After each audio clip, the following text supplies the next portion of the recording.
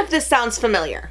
My Little Pony the movie is about a happy community of ponies that start off their feature-length story by getting ready for a festival celebration, and before they know it, a villain comes along that can't stand the ponies and their happiness, so they attempt to take over the land with their power and minions, which then causes a small group of ponies to venture outside their home and comfort zone to find another group of superior ponies that have the power to defeat the evil that's taken over the land. And once they find these ponies, they end up befriending one of them who really wants to help, but the leader's like, nah, sorry, not our fight. And on this journey, the ponies also meet a lot of colorful non-pony characters that play a big part in one way or another of helping them get to their destination and or helping them stand up to the villain in the final climax.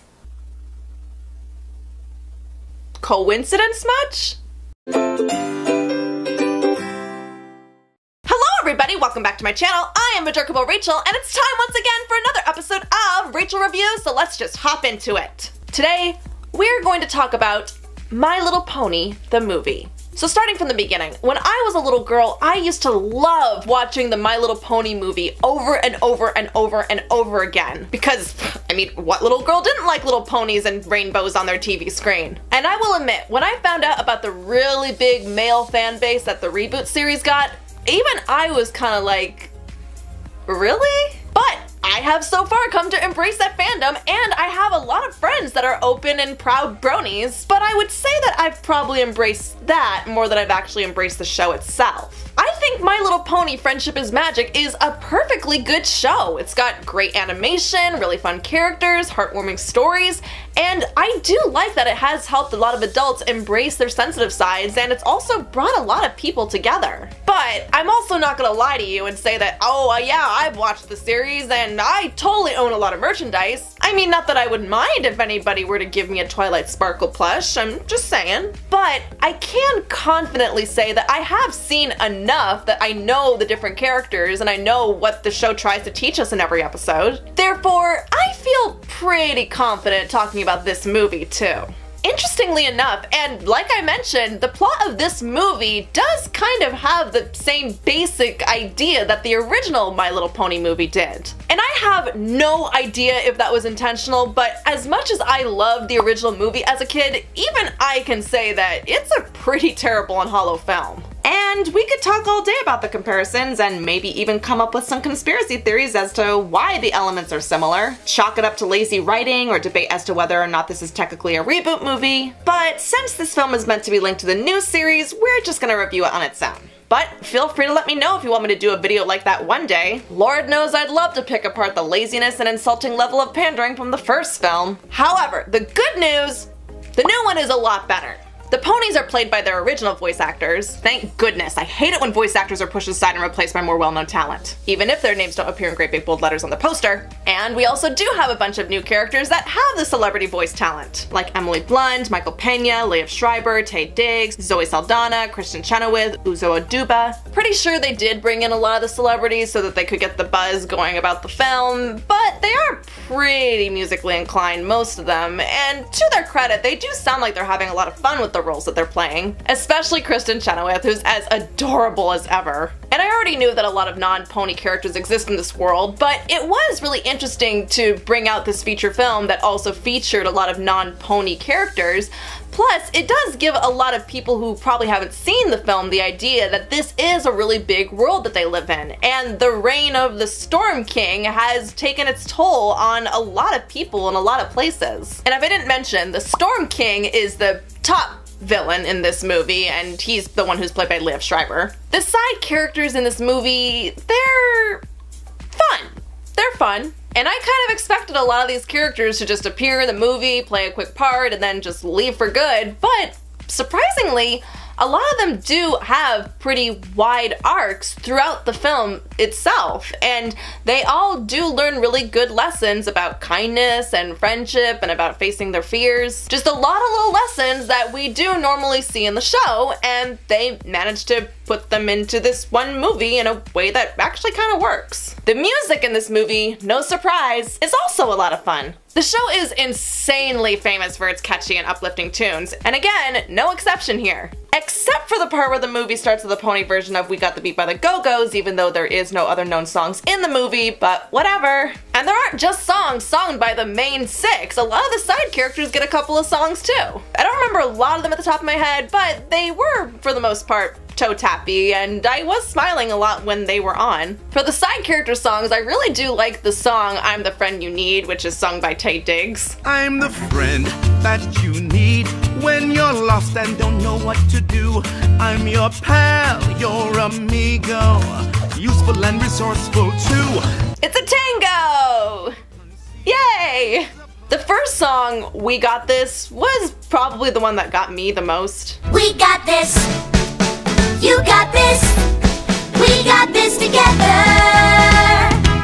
Cause my ex and I used to say that to each other, you got this, and I don't know, that just kind of hit me in the nostalgia feels a little bit, so, oh, we got this. Also, Sia's in the movie randomly, and she even wrote a song just for the film. So that's pretty cool. So I know that Twilight Sparkle's the leader, and you'd think that the movie would be resting on her specifically, but I'm gonna be really honest, it kind of felt like Pinkie Pie was running the show more than her. She has her own song, she has some of the funniest lines in the movie, and she even comes up with a big idea or two for the climax. Rainbow Dash also has a song, and she even plays a part in motivating the Zoe Saldana character, and she messes up by attracting the enemy.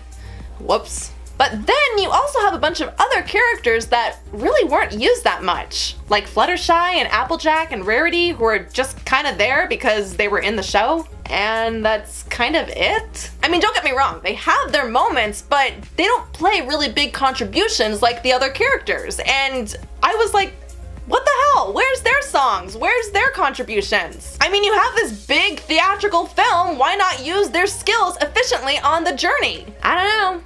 I just feel like a lot of people who are fans of those characters, they're not gonna be too happy. Also, while we're being picky, I kind of feel like the backstory of the main villain, Tempest Shadow, it's kind of weak. Not gonna spoil it, but when they showed what her issue was and why she was like so mean and everything, I was kind of like, oh, that's it? Come on. I think something a little more tragic could have happened to her that would have been safe for the kids. Also, the aforementioned Liev Schreiber villain, he definitely needed to be a little more on screen, because he really only makes an appearance in the very beginning and then at the very end of the climax, and that's it. He even has a pretty goofy and enjoyable personality, but we didn't get to see that much of it. And I know I kind of liked that he was silly, but he also really wasn't that threatening.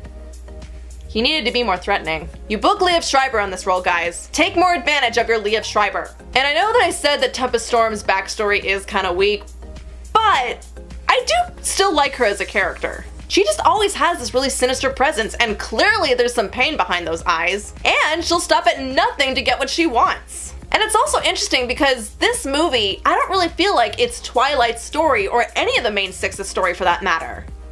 It's Tempest Shadow's story. She's the one who goes on the real emotional journey and learns a valuable lesson about friendship. Twilight has her lessons that she has to learn too, but it's Tempest Shadow's inner conflict and resolution that really made a bigger impact on me. Sure, she's not the strongest of the villains in the Ponyverse, but that hella villain song though. Open up your eyes, see the world from where I stand.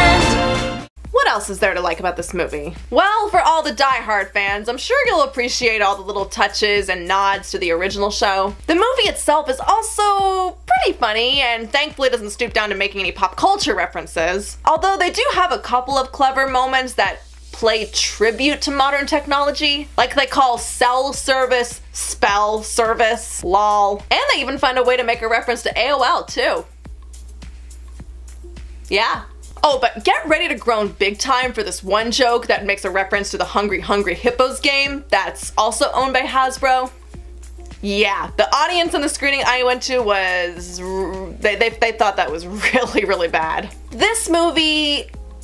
I had a lot of fun watching it. It does have comedic moments, it has its epic moments, and also does have a couple of quiet, reflective moments too. But if you want my honest opinion about my experience with this movie, I feel like they could have done more with this. In my personal opinion, this movie was really solely created for the purpose of being able to put My Little Pony into the theaters, which they were able to do because it's got such a huge fan base that just so happens to have a very wide age range. And I know the filmmakers were trying to not make this feel like an extended episode. They went through the effort of like much grander animation and even had a full orchestra playing in the background.